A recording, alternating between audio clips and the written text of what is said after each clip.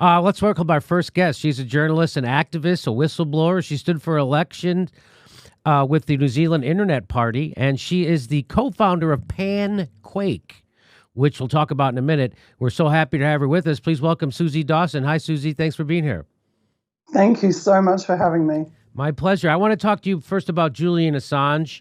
So the British judge, here's the latest headlines. British judge keeps Assange in prison despite ruling against extradition. But Biden administration plans to continue to seek extradition of WikiLeaks Assange. Civil liberties groups ask Biden Justice Department to drop Julian Assange case. Julian Assange is still in prison, and America's democratic principles are still at stake. So this is from Assange is being prosecuted for activities that national security journalists engage in every day, and that they need to engage in if they are to serve as meaningful check to government power. Americans for Assange, publishing the truth is not a crime. Torturing a journalist is. And that's what's happening right now. So Susie, you're very close to what's happening with Julian Assange. Tell us, what is the status of Julian Assange's imprisonment? Is there any movement happening with the British government or the Biden administration? Not that we're aware of. There should be, but I'm certainly not aware of there being any movement from them. They seem to want to keep Julian in prison indefinitely. It's being described by Andrew Wilkie, an Australian MP, as an indefinite detention. I think that's an accurate description of what's happening to Julian.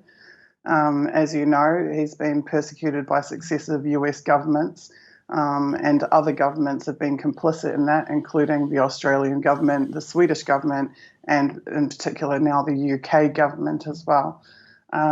It's pretty devastating, to be honest with you. The treatment of him is akin to the treatment of mass murderers, serial killers, terrorists.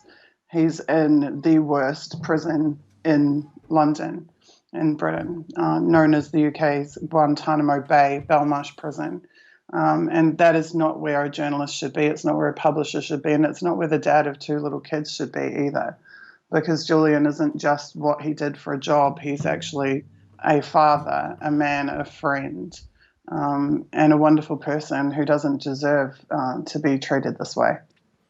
So what do we know about Julian's health right now? Can you give us an update on that? Anything? I remember in studying intelligence agencies' targeting of individuals who they have political issues with, hearing that first they go after your reputation, and then they go after your relationships, and then they go after your body. And that is pretty much exactly what's happened with Julian. The conditions in which he's being kept make it virtually impossible for anybody to maintain any semblance of good health. In particular, him being in the Ecuadorian embassy in London for 6 years was extremely damaging to his health. It was damaging to his eyesight. He had a terrible lung condition. He had issues with lack of dental care causing problems for him in his teeth. He had a shoulder injury that he couldn't get an MRI for.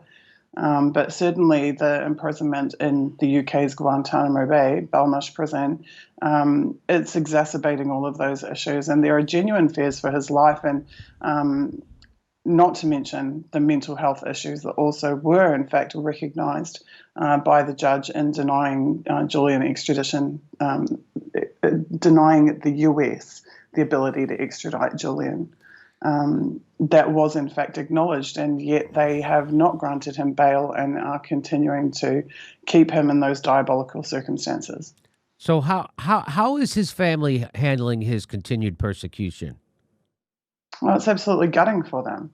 I know that his mother, Christine, who's a good friend of mine, has suffered all types of stress conditions related to the 24/7 torment of knowing what Julian is going through and never having any type of closure.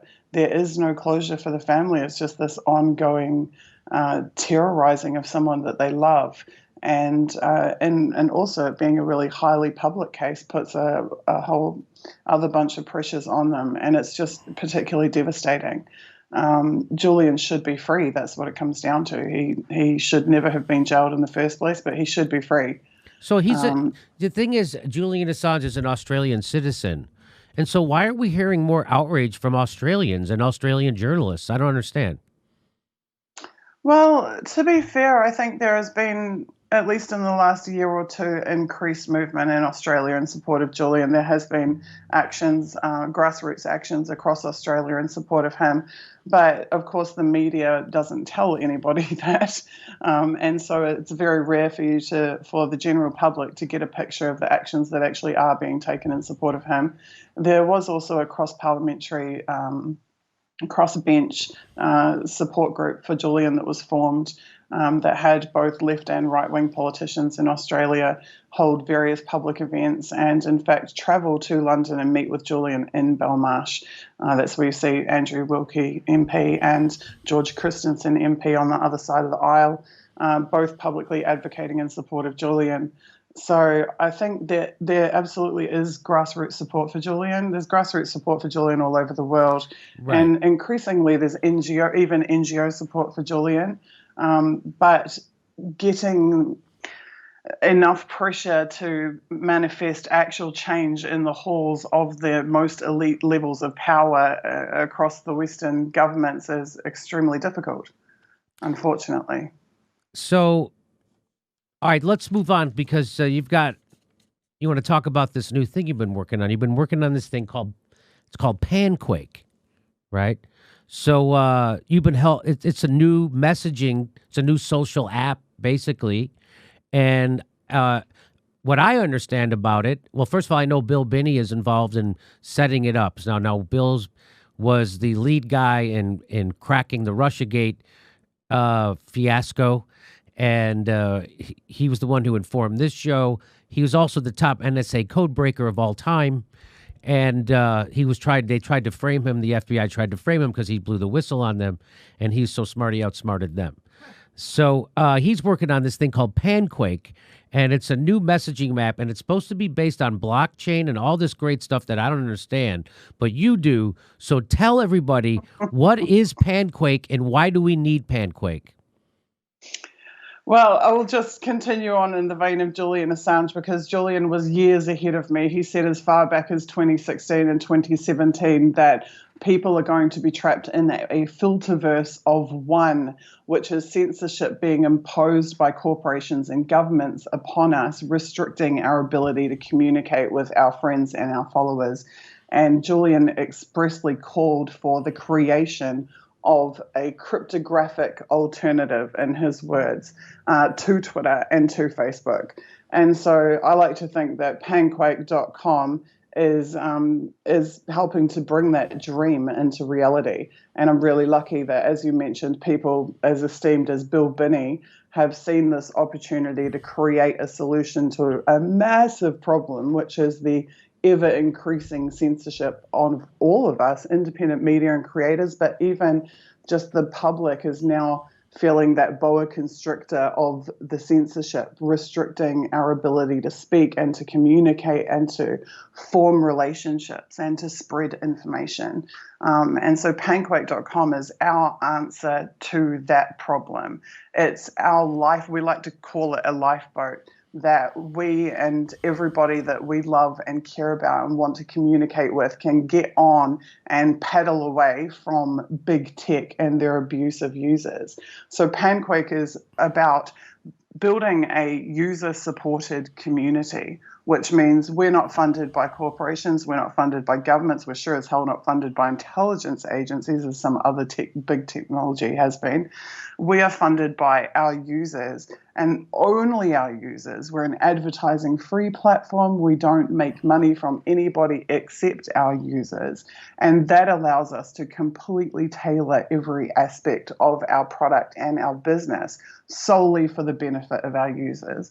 That means no spying on you, no arbitrary account suspensions. You control your data. We don't even collect your data, let alone sell your data. It means no missing retweets or likes, no followers disappearing, none of that. We're creating a platform where you can build a following that you can keep, and you don't have to worry about someone taking it away from you. So It's pretty amazing in that regard. So that does sound pretty amazing, and you're going to be, and you think you'll be able to. So you're basically, is it going to be like the format? Is it going to be like Twitter or Facebook or a hybrid? Or tell me. So it's a short messaging system. So we're giving you a few more characters than Twitter does. We're giving you some amazing new features that will get rid of a lot of the nonsense in the workflows of Twitter, where you're having to open 12 different browser pages because it's constantly forcing you to go back in here and there, because Twitter love to increase the number of page views so that they can sell their investors to give them more money because they're getting more clicks and more hits. We don't have to do any of that, as our investors are our users. So we just have a simple single view dashboard where you can do everything related to your communication without ever having to go to different pages and forward and back in here and there and everywhere else. So we have got a next generation dashboard. We've got drag and drop panels so you can rearrange all the different elements to exactly where you want them to be on the page. We've got really cool technological solutions that simply don't exist out there right now. And we've got them for a very small, modest monthly fee per user, which frees us from needing any corporate investment or government investment. So that's the way you're going to keep it friendly to the user, is that you're not going to take any corporate investment. You're not going to take any advertising. This is going to be run on a subscription basis. People will pay. So right now, Facebook, Instagram, Twitter, they're free apps, but this won't be. You'll have to actually pay like a nominal fee a month? Yeah. So Twitter and Facebook will spy on you for free. And Twitter and Facebook will steal all of your data and your communications with the people that you love and care about. And then they will sell that to myriad other for-profit corporations around the world for free. They will do that for free. So they will listen to every conversation you have for free. For free. We don't want to do that to you. And so we want to be able to let you have your privacy, to give you freedom of communication, to give you freedom of association, freedom of expression, without us being a middleman deciding who you get to talk to or when, or collecting that data for some nefarious use. So we have a voluntary registered subscription model of a flat fee of $5 per month. Now, if you cannot afford $5 per month, as many people cannot at the moment, we have got two other options for you. One is that you can actually gift accounts. So if you want to pay $20 a month and have 4 accounts and give 3 away, you can. But we're also giving compassionate accounts and have a compassionate account fund. So for those who are facing genuine hardship, for whom $5 is literally the difference between whether or not they eat, they can apply for a compassionate account, and we will grant those compassionate accounts to people facing hardship circumstances. So what I was told, I'm going to butcher this, but when we were just talking about how Twitter and Facebook and Instagram are free, someone made the point that if you're using a service and it's free to you, you're the product. Right? Exactly right. So that's exactly that's the paradigm we're trying to break. Yeah, we're trying to smash that paradigm. We don't want our users to be a product. We want our users to be the customer. Yes, they pay a small fee for access to an amazing service, which they can have the trust in, knowing that their content and relationships are not being damaged or manipulated nefariously. One of the biggest problems is around moderation of content, because Twitter and Facebook are constantly moderating content, but you don't know when, who, why, how, where, what.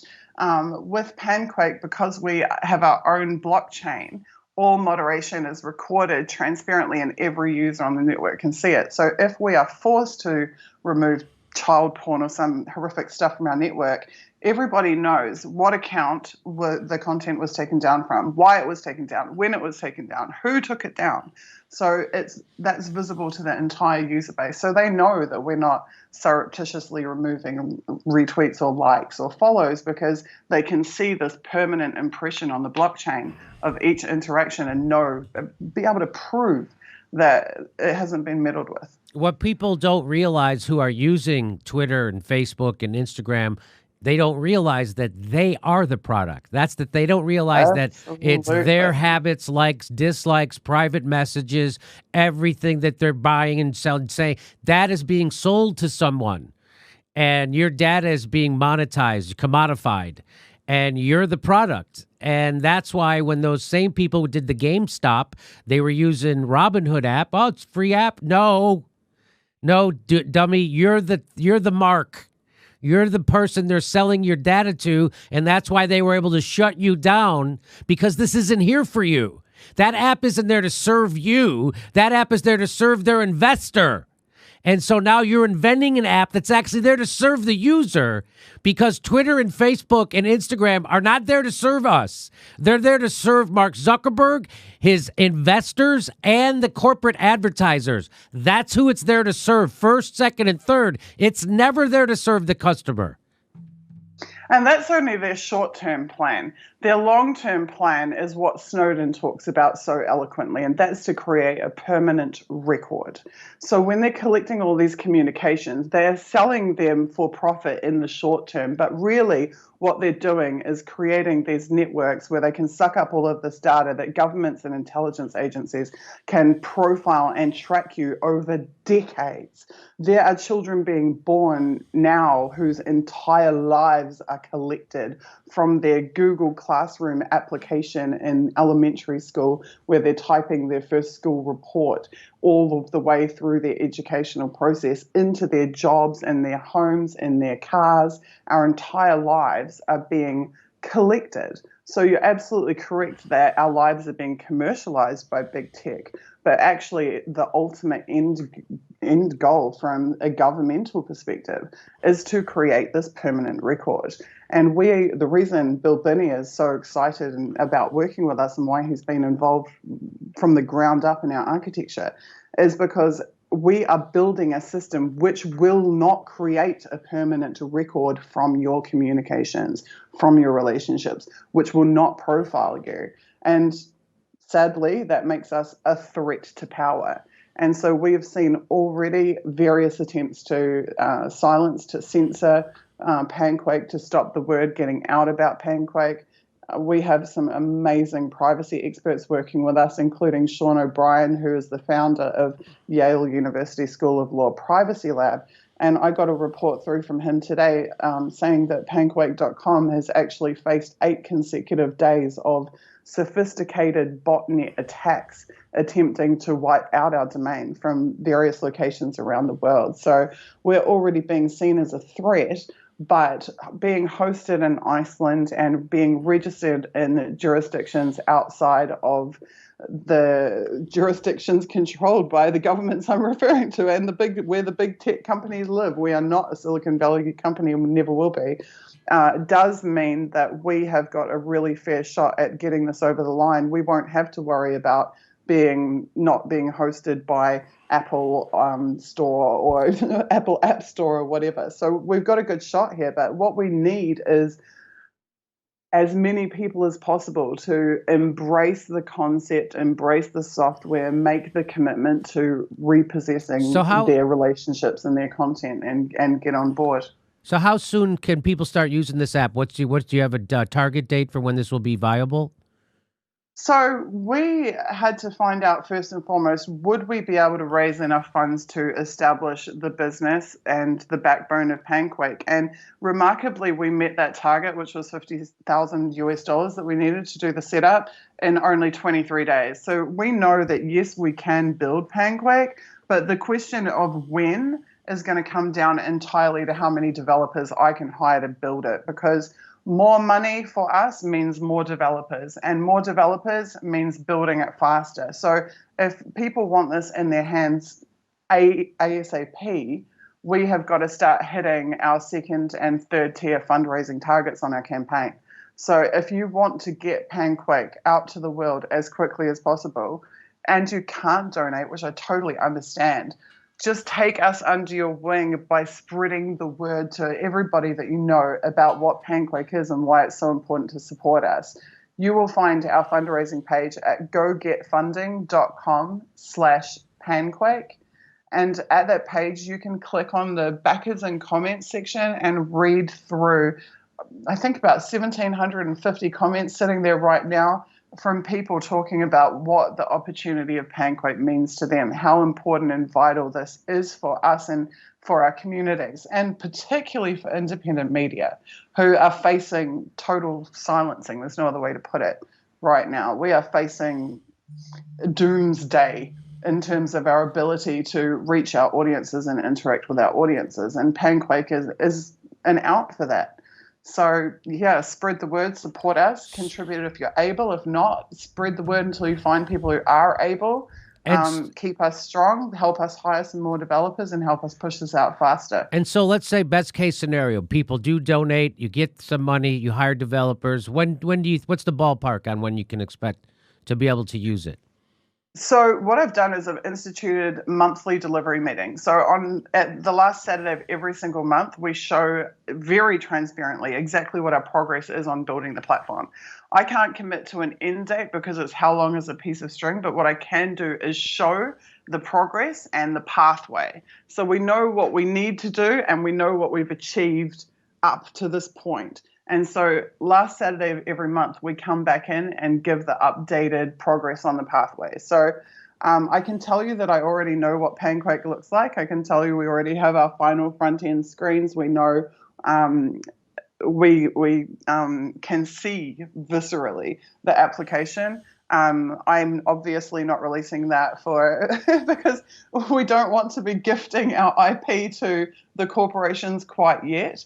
But certainly the back-end build is more complex, and the more developers we can get on board to complete that, the faster it will be out. So I don't want to commit to a specific date, but what I can do is tell you every 30 days we are making another leap forward in progress. And I would love very much, actually, Jimmy, if you're willing, for us to be able to update you monthly and give you our slides of our progress so that you can track the development of the application. So, under 5 years, under 3 years? Okay. It would definitely be within a 12-month period, hopefully significantly less than that. These types of builds, I am a commercial software development manager in the commercial space. This is a $3 to $10 million build. We have already made over $1 million of progress. Just to get to the point at where we are at now would cost a commercial company over $1 million. So far, we've done it on $67,000 instead of $1 million because we're lucky to have a huge team of volunteers who are talented, qualified, experienced people who are helping to make this happen. But by the nature of them being volunteers, they're doing weekends and after hours and when they can. What I need is 9 to 5 staff that can push this forward every day, 8 or 10 hours a day. And that's why we need the funding to do that. And truly, the more people who we can convert from being good-hearted volunteers, dedicated volunteers, into full-time staff working on the development project, that 1 year becomes 6 months, becomes 4 months, or that time frame shortens. So that's why we've got to, if we want this fast, put the effort into the fundraising to get those people on board full-time. Got you. All right, panquake.com. There it is, Panquake, panquake.com. Go there, check it out. If you want to donate. You want to? Can people buy subscriptions yet, or is that just strictly just donating?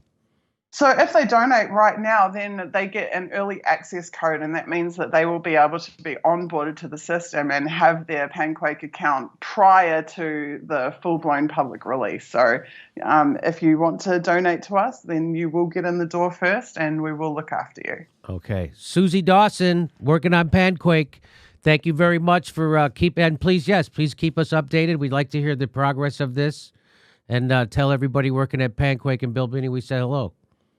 I absolutely will. And thank you so much for your support, Jimmy, because you've been amazing. Thank you so much. Okay, no problem. All right. Hey, everybody, this is the part where I tell you where all our live shows are, but there aren't any. And then this is why I tell you to join our premium program and get extra content, but nobody's got a fucking job. So just enjoy the video.